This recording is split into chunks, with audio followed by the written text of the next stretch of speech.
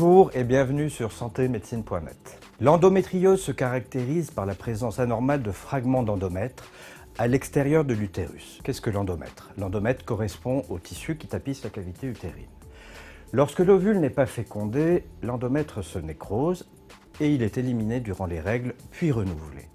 C'est donc cette nécrose qui provoque les écoulements sanguins des règles.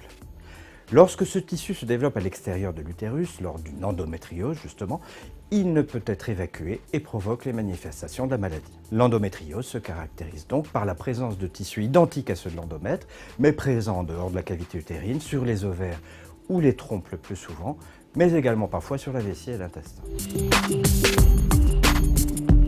Les symptômes d'une endométriose varient en intensité d'une femme à l'autre. Parmi les signes, citons les plus fréquents: les douleurs abdominales pelviennes qui sont localisées au niveau du bas du ventre et peuvent toucher également la jambe ou le bas du dos. Une perte de connaissance peut parfois être constatée en cas de très forte douleur. Une endométriose provoque également des règles douloureuses, c'est ce qu'on appelle la dysménorrhée. Ce sont des douleurs qui peuvent aussi précéder les règles. La présence de douleurs survenant au cours des rapports sexuels, souvent situées au fond du vagin, c'est ce qu'on appelle la dyspareunie. C'est une autre caractéristique non spécifique de l'endométriose.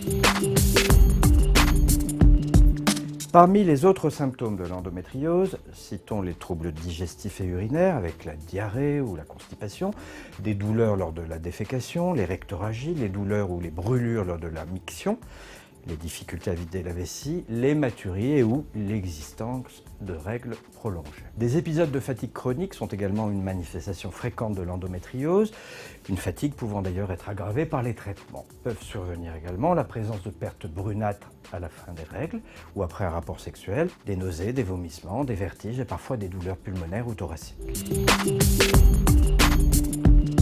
De nombreux facteurs de risque peuvent favoriser l'apparition d'une endométriose. Les femmes les plus concernées sont celles âgées de 30 à 50 ans. Une prédisposition familiale au premier degré peut également représenter un facteur de risque.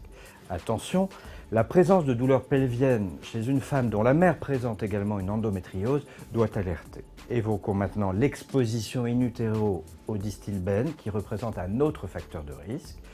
Et rappelons pour terminer que le tabagisme représente un facteur de risque important de l'endométriose, alors pensez à arrêter de fumer.